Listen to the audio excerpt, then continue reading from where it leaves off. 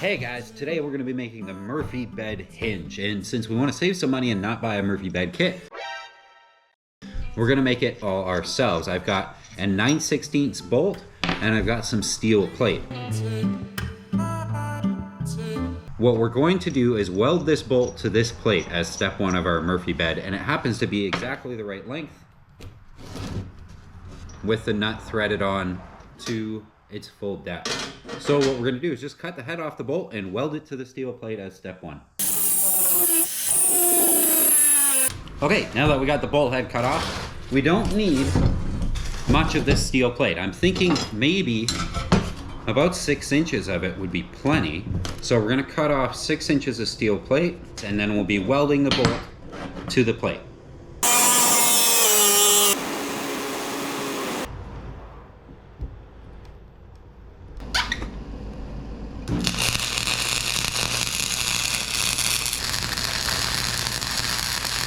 Okay guys, I got my 2 of these things made, and I'm gonna cut off a 6-inch plate of this stuff to go on the board on the wall in the truck. So this will be vertical on the wall, and this thing will be mounted to the side of it and pivot.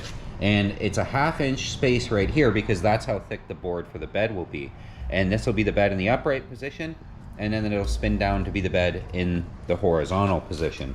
But when it's closed, we need this 1/2 inch of space to accommodate the board the bed sits on so that it'll be flush with the rest of the wall. So that's it. I got to cut out 2 of these and then drill holes and then weld the nut on the other side. And I've already traced where the nut's going to go, so I know where to drill the hole for the bolt to fit through. So that will be step 2. Okay, it's been a couple days. Let me show you where I'm at. I made these plates. That's where the bolt is welded onto the metal plate, and I've painted them. That one still has the tape on it to protect the threads.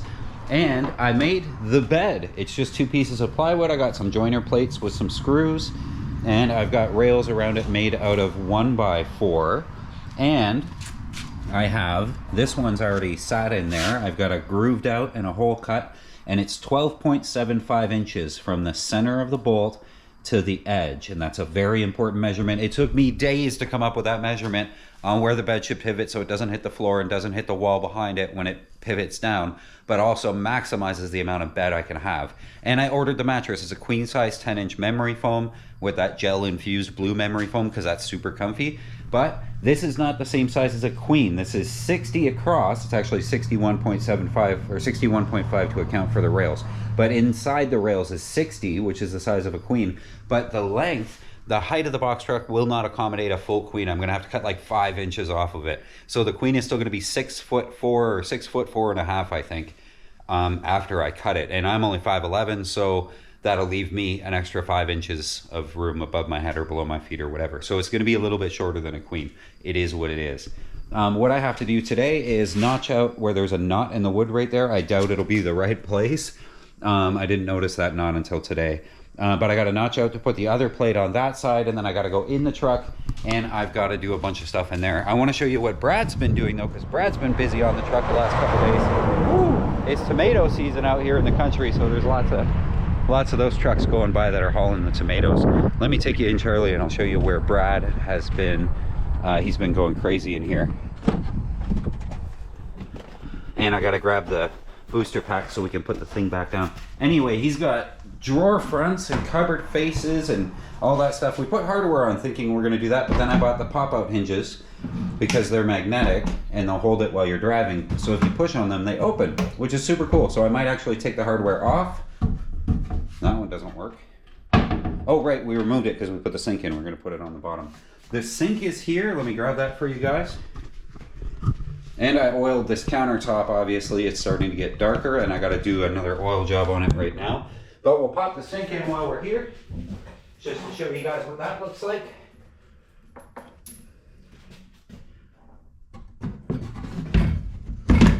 There we go. It's starting to look like a sink. Isn't that great? We got the faucet, the soap pump, and then the hand wash. He put them on backwards. That's not the way I want them, so I'll have to fix that. But I'm going to throw another coat of oil on this. It's starting to look really good already, but let's oil it again just for good measure.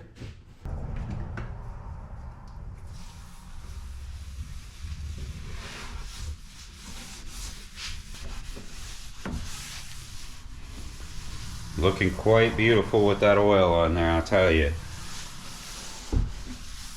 And that's just some stuff I found on Amazon, regular old cutting board oil. Okay, I got that other side routed out, so now it did not line up with the knot on the wood, sadly, but now this panel will fit through the slot and be able to go in from the outside, which is incredibly important that it be able to do that, so when we assemble it, everything works. The other thing we have to do is this is the other upright post for the bed.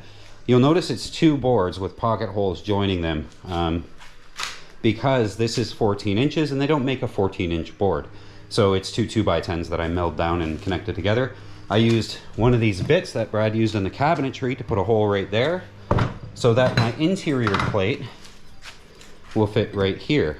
And I want to sink it into the wood to reduce the gap between the bed and the frame to almost nothing. So I'm actually going to use the router and router this down the depth of that plate, and I have the guard set so I don't go too high because I'm not very good with a router and I usually make a hash of all this stuff. So let's do it.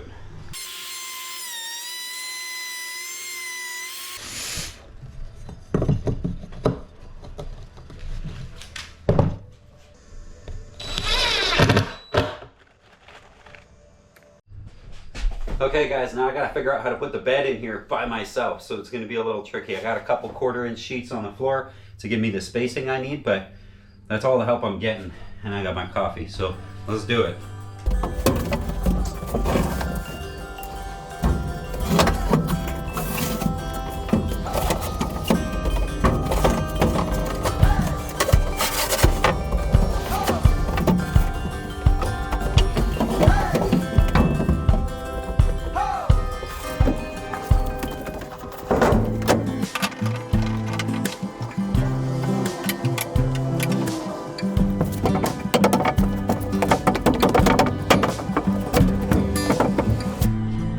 Okay guys, the battery's dying, but we got it done. We got 1 bolt missing because it's on the floor in the garage, but I'll show you without it. That one's got all 4. And everything works as it should. So I don't have any catches yet, so it kind of just slides right through, but it fits perfectly. And it's a 1/4 inch above the floor and a 1/4 inch to the wall when it comes down. Perfect. And it's 12 inches to the floor. So that's exactly the size that I need for the water tank. So the bottom of the couch will come out probably 2 feet or however big couches usually are. And there'll be cabinetry on this side that comes out to about here. So the only gap will actually be from about there to about there as a walkway to get to the back. And then there'll be cabinetry up here. And that's the bed. I'm so excited and I'm tired. Okay, don't forget to hit subscribe and give this video a thumbs up, please, and thank you. And leave a comment if you see anything that you would have done differently or you have any cool ideas. I read all your comments last time and they were awesome. See you guys next week.